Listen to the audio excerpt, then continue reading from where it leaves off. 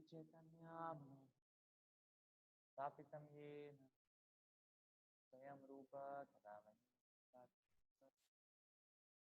वन्देऽहं श्रीगुरु श्रीयुतापदकमलं श्रीगुरून् श्रीरूपं साग्रजातं सहगना रघुनाथामृतं साधवैतं सावधूतं परिजनासहितं कृष्णचैतं श्रीराधा कृष्णपादां सहगना ललिता श्रीनाथाय नमः। ॐ पादाय कृष्णपृष्ठाय भूतले श्रीमते भक्तिवेदान्तस्वामिने नमः। नमस्ते सरस्वती देवे गौरवाणी प्रचारिणे निर्विशेषशून्यवादी पाश्चात्यदेव नमो महावदन्याय कृष्णप्रेमप्रदाय कृष्णाय कृष्णचैतन्य नामिने गौर हे कृष्णा करुणा सिन्धु दीनबन्धो गोपेश गोपिकान्त श्रीराधाकान्त नमोस्तुते तप्तकाञ्चन गौराङ्गी राधे वृन्दावने वृषभानुसुते देवी प्रणमामि नीलाचलनिवासाय नित्याय परमात्मने बलभद्र सुभद्राभ्यां वाञ्छाकल्पतरुभ्यश्च पतितानां पावनेभ्यो श्रीकृष्ण चैतन्य प्रभु नित्यानन्द श्री अद्वैत गदाधर हरे कृष्णा कृष्णा कृष्णा हरे हरे हरे राम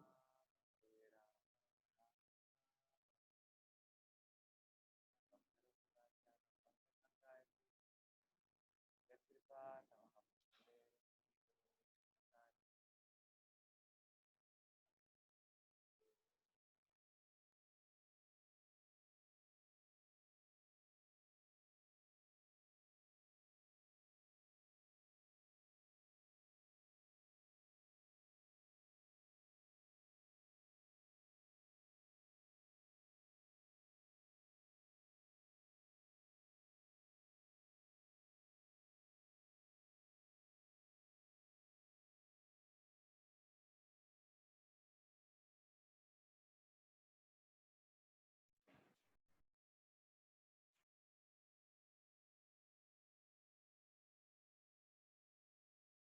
ये यथा मां प्रपद्यन्ते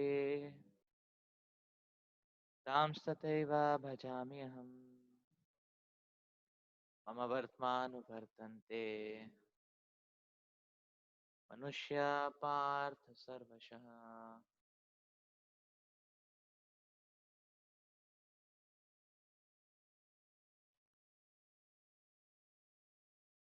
As all surrender unto me, I reward them accordingly. Everyone follows my path in all respects, O son of Pita. Everyone is searching for Krishna in the different aspects of his manifestations.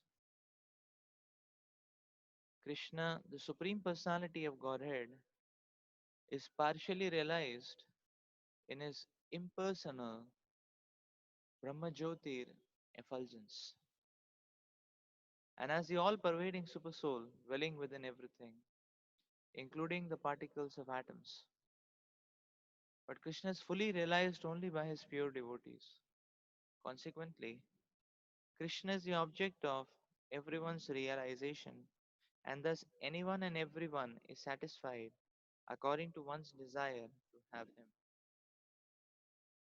In the transcendental world also, Krishna reciprocates with his pure devotees in the transcendental attitude, just as the devotee wants him. One devotee may want Krishna as a supreme master, another as his personal friend, another as his son, and still another as his lover. Krishna rewards all the devotees equally, according to their different intensities of love for him. In the material world, the same reciprocations of feelings are there, and they are equally exchanged by the Lord with the different kinds of worshippers. The pure devotees, both here and in the transcendental abode,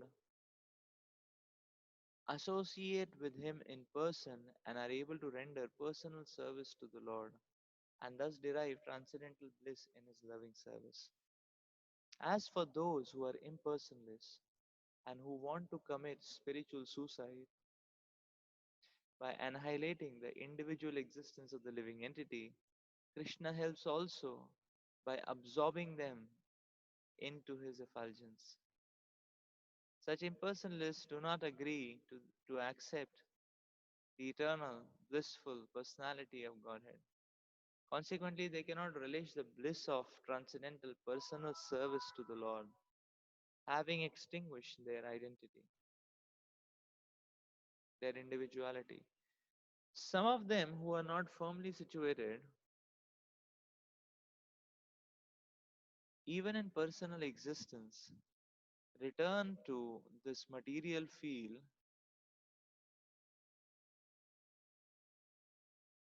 Some of them who are not firmly situated, even in impersonal existence, return to this material field to exhibit their dormant desires for activities. They are not admitted into the spiritual planets, but they are again given a chance to act on the material planets. For those who are fruitive workers, the Lord awards the desired results of their prescribed duties. As the Yajneshwara, and those who are yogis seeking mystic powers are awarded such powers. In other words, everyone is dependent for success upon His mercy alone. And all kinds of spiritual processes are but different degrees of success on the same path. Unless, therefore, one comes to the highest perfection of Krishna consciousness, all attempts remain imperfect, as it is stated in the Srimad Bhagavatam 2.3.10. Akama sarva kamova moksha kama udaradhi tivrena bhakti yogena yajeta purusham param.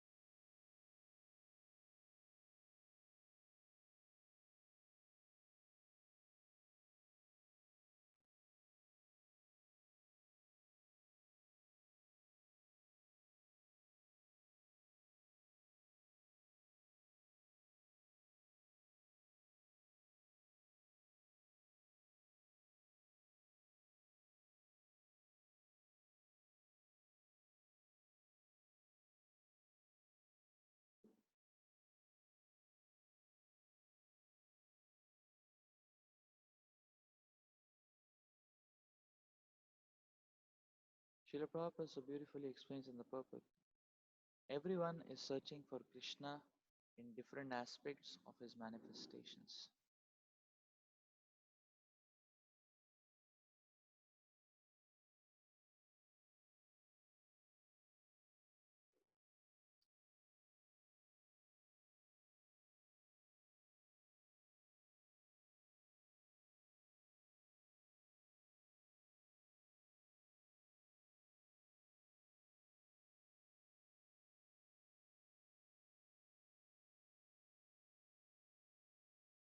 In no case and in no situation is the living entity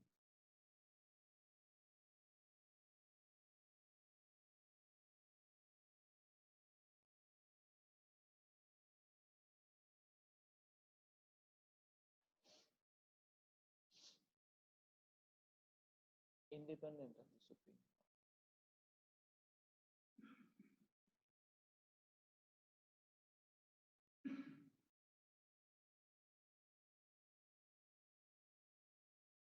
Krishna is the basis of everything.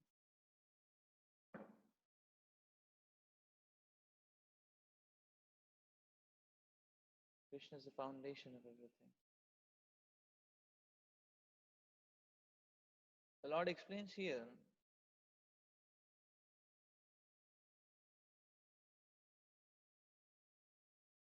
that therefore, fundamentally, everything is based on the Supreme Lord.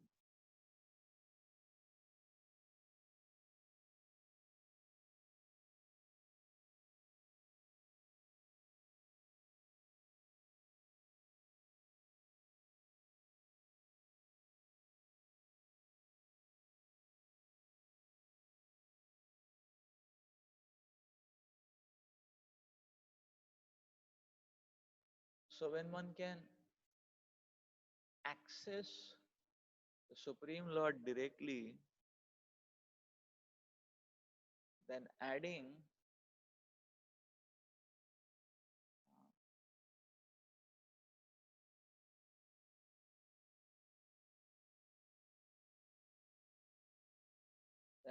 layers in between is not a very intelligent idea.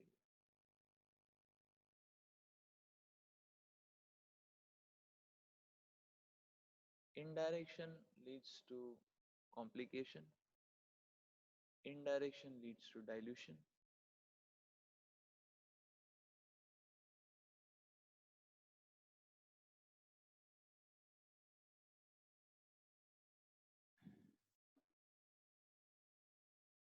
It makes lives complex. It leads to dilutions. Here we see everything is based on the Supreme Lord.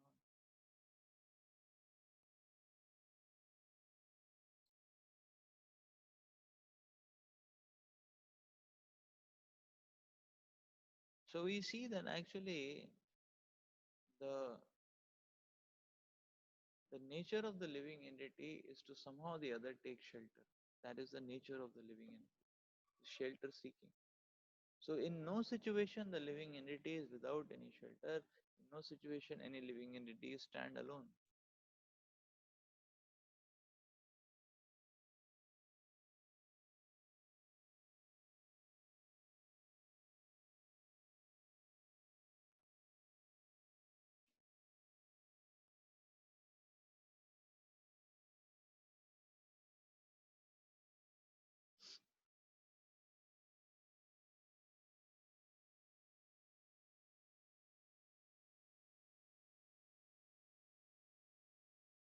We see when people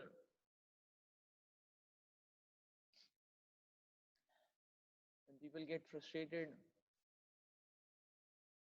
they go to nature. Therefore, people like spending time in beaches, people like spending time in mountains. But they get frustrated, they go to nature, they take shelter of nature. Similarly, you see so much of research in science has happened because of simply meditating on nature, how nature works, then mimicking the steps, the footsteps of the workings of nature.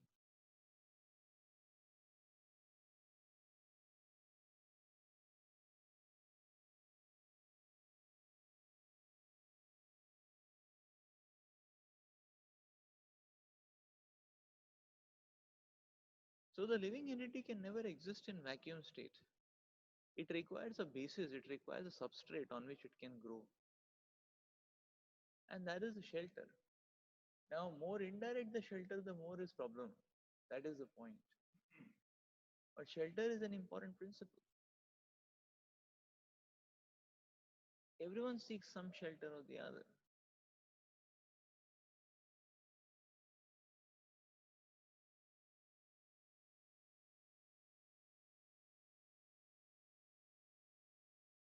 Everyone seeks some shelter or the other actually. But thus the energy requires a substrate to grow on. So that's why we can understand that the Supreme Lord is the basis of everything. And no matter whatever one is doing, in some way or the other, one is connecting to the Lord. So why to add so much of circuitry in between that the flow of the current is not flowing only? That is the principle.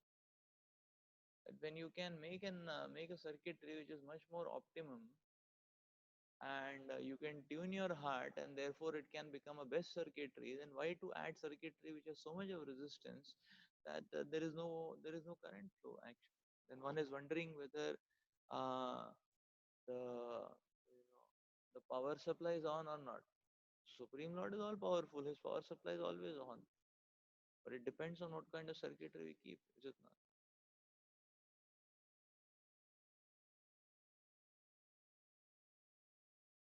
So in an electrical circuitry, if you ground the main circuitry, then whatever comes goes into the ground. You don't get anything. Is it not? So that's what happens actually. Grounding the circuitry. Then one doesn't realize.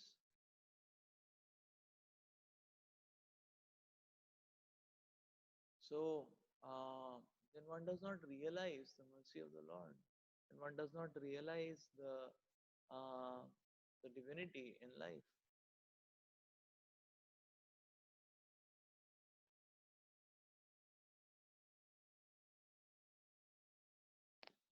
So this is the point actually. So therefore here if you see the Lord explains that uh, to the karmis the Lord manifests in the form of fruits of their the desires, the fruits of their endeavors, whatever they desire. To the yogis the Lord appears as uh, the mystic powers.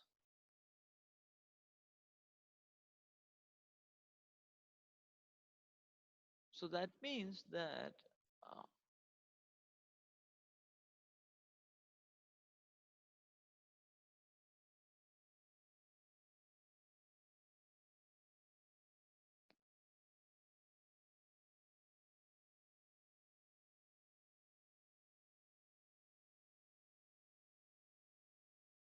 that means that uh,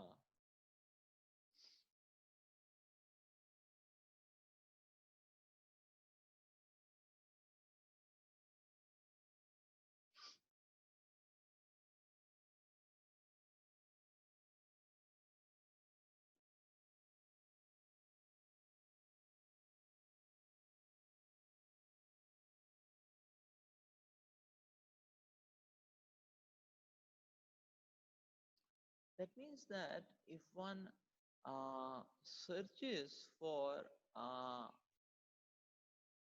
God, or if one searches for Krishna in the illusory pool, then what happens is that one gets manifestation of the Lord into that pool, but that manifestation is very transient and temporary, and that manifestation is not satisfying. So therefore,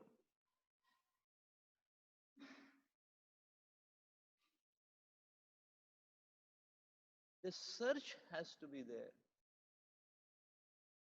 That's the nature. The search has to be there. But if one searches in the illusory pool, that's like earthing. The Supreme Lord's mercy is actually grounded. So there is no current which is visible much, and only transient effects are appearing.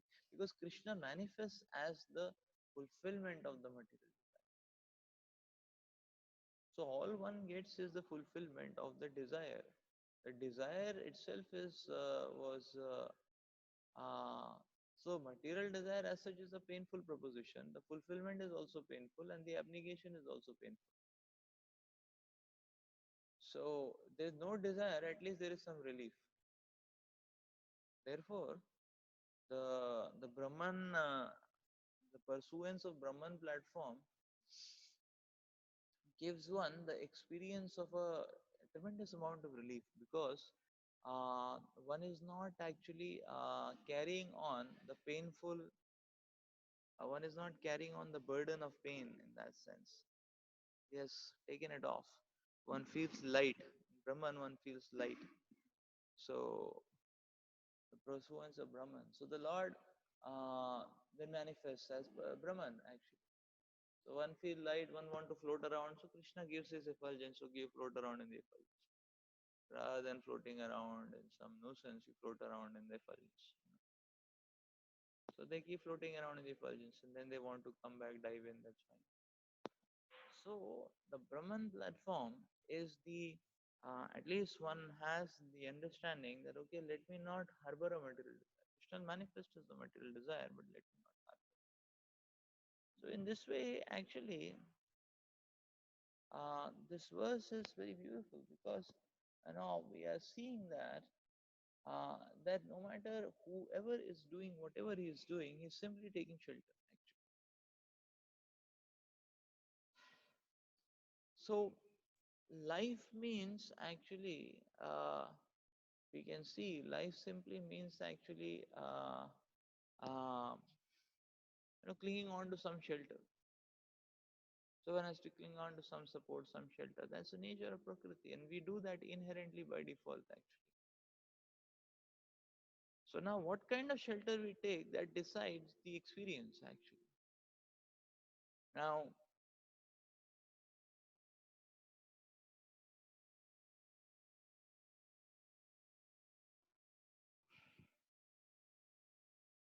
so self-centered focus is is the process of actually adding more and more resistance. Is it not?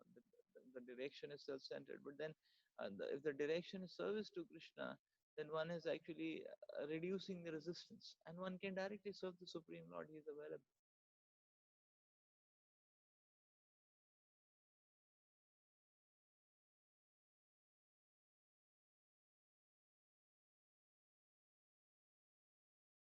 So we are being carried by the Lord only. Ultimately, we are being carried by the Lord only. But then, how we are getting carried, everything depends on that. Or how are we clinging on, everything depends on that. So knowingly, unknowingly, everyone is clinging on to the Supreme Lord. But the what matter, in what way one clings on, that decides what is one experience. Is it not like that?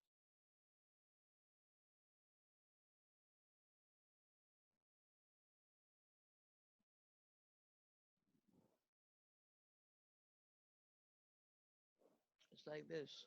Now, if you see material energy is perverted energy. So if one is now serving Krishna, then actually one is sitting in the lap of the Lord. And one is sitting in the lap of the Lord is carrying him in that sense.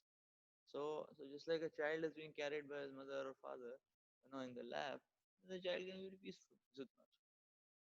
Right? So uh, material energy does another way actually. Material energy is perverted. Material energy carries upside down. Material energy also carries, when she carries upside down. I've seen some pictures where some nurses they carry the child upside down. I mean they hold the child upside down, the legs by the legs actually. So then also this fellow is getting carried, but then the experience is going to be international.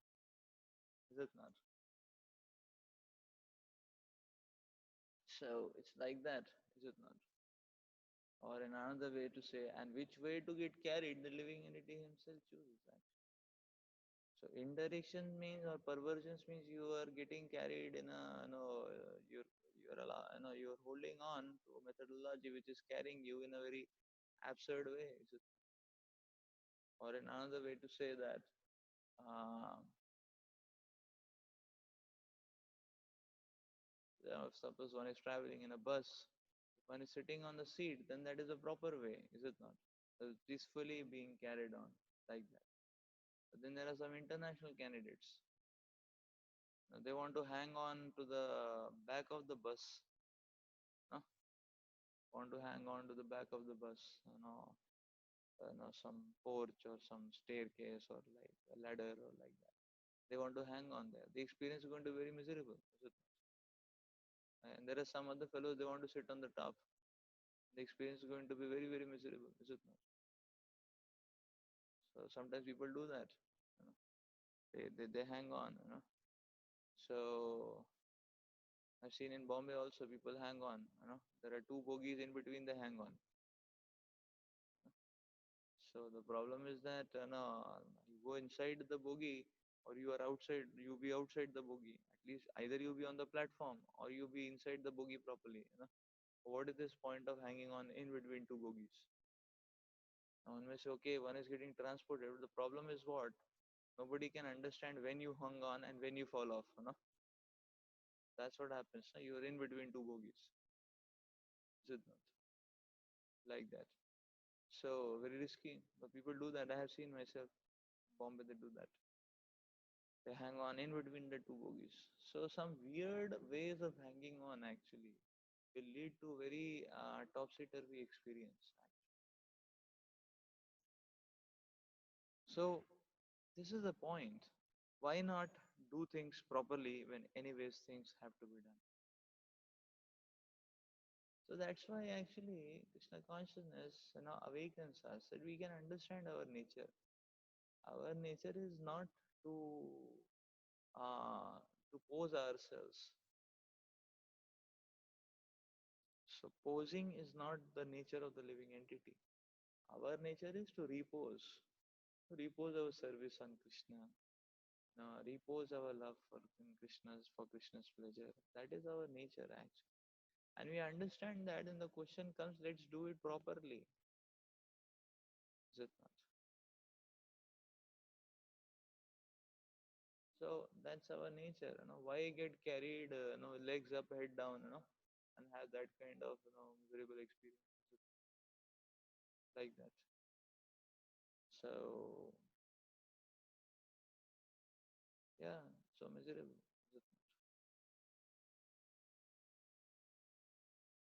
So uh, now, so this is the point to note. Now, what is the problem with impersonalists actually? So impersonalists, or they are, the problem is, so they are also hung on the Supreme Lord. Is it like sometimes you can see some children, they are getting carried, and the mother has hung them on their back, the carrier on their back, and that's where the child, this fellow is hung. And sometimes the mother hangs the child in front. So when the child is in the back, the child cannot do any reciprocation to the mother. It's on the back. Kya karega? What he can do? The child is in front, and the child can look at mother. Mother can look at the child. Mother can kiss the child. Is it not? She can pat the child. Piche. At the back is very difficult. She can feed the child also directly because he's in front. In front also there is carrier, and this fellow is facing the mother, like that. He's facing the mother. Mother can feed him. Mother can. At the back it will be very difficult. Kidhar hai uska? Mouth. Where is his mouth? Very difficult, is it not? But at the back, no reciprocation actually. So and now, so connecting to an indirect way of being carried, there is no reciprocation, and therefore the experience is very miserable. Is it? So that's the point. Another aspect we can note very prominently in this verse is that now the Lord is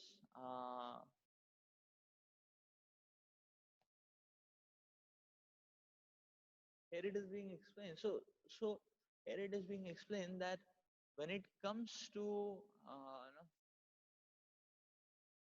so we can understand that the Lord has not given the nature of the Lord is such that the Lord has not given any mandatory dictate to the living entity. The Lord has left it to the living entity to connect in whichever way he feels appropriate.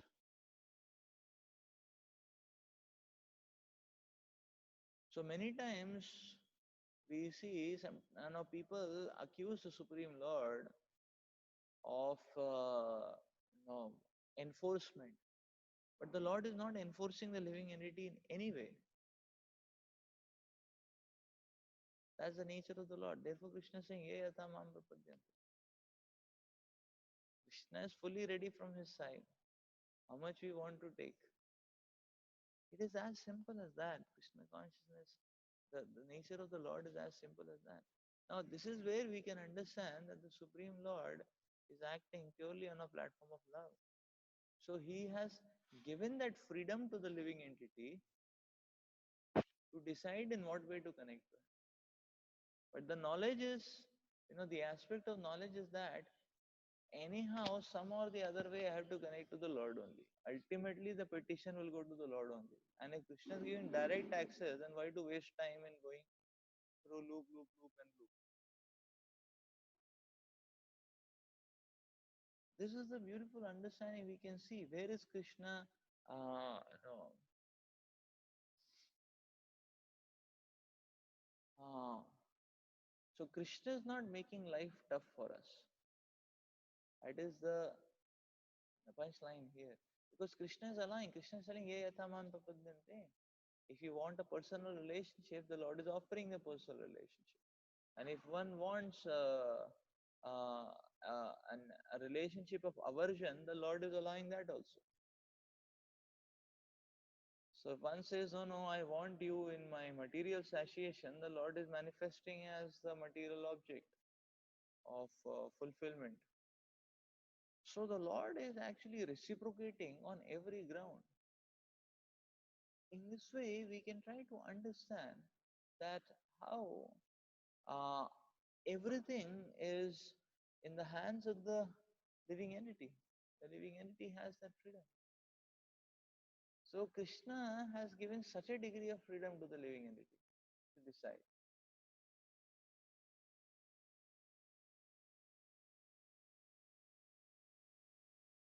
So the Lord never incriminates a living entity.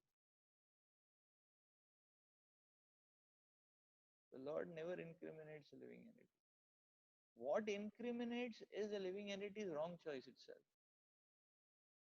Because just like uh, what incriminates is the wrong choice of the living entity, is it not? Because matter is uh, matter is a contaminated energy, because matter actually contaminates the living entity. So the amount of association the living entity decides with matter, that is what incriminates the living entity. But uh, that's what incriminates the living entity, because matter is not healthy for the living entity. The living entity is spirit. It's like this. Uh, just like you understand, non-veg is not healthy for the living entity.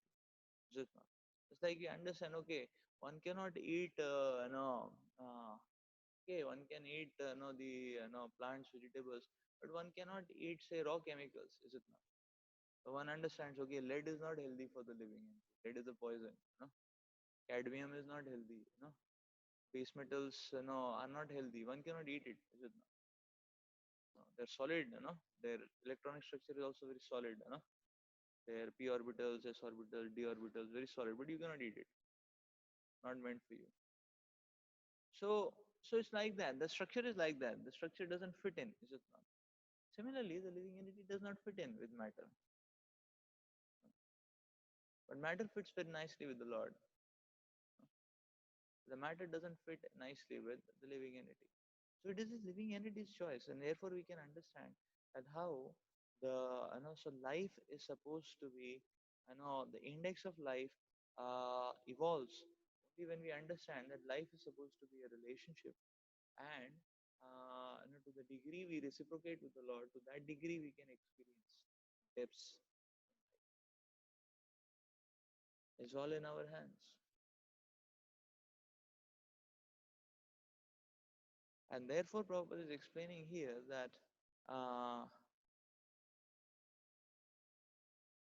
all these various pathways they are all giving various kinds of success on the same path, the same path.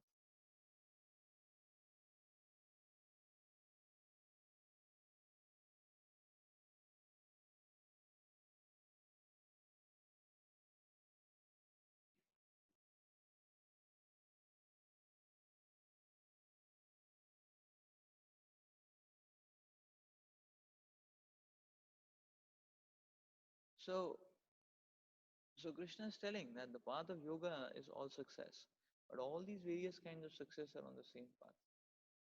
There are different levels of success on the same path.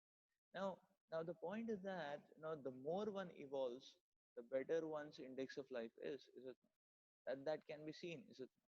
Like say for example, class nursery, one is supposed to say A for apple, B for bat, and the spelling of that, so that's success. One may get 100 marks, is it not? Now somebody has become 35 years old, and and he is simply again giving that same exam only, A for apple, B for bat. Okay, that is success, but that is such a miserable success, is it not? So because now you have grown up so much, and you are simply doing again the same thing, very tiny puny. Because if it is only A for apple and B for bat, then life is only very shallow, is it? And you don't have any much understanding of life, a big understanding of life. It's Annamaya Kosh, nothing else it is not. But then, so therefore, if one moves forward, the whole understanding is this: is that the more we keep Krishna indirectly, we are in class nursery, and all we are getting is A for apple and B for bat. That's all. BAT bat and RAT rat and CAT cat. That's all what we get, is it not? And so one may say, no, no, I have scored 100%, 100 marks in that. So that 100 marks useless, is it not? Because no, it's useless because one is supposed to move forward actually. So, so therefore, actually, we should understand that let me reciprocate more and more with the Lord. Let me, remove the indirections and directly connect everything to Krishna. Because indirection is a no, improper no, indirection will lead to problems. So let me directly connect everything, and in that way, spiritual idea.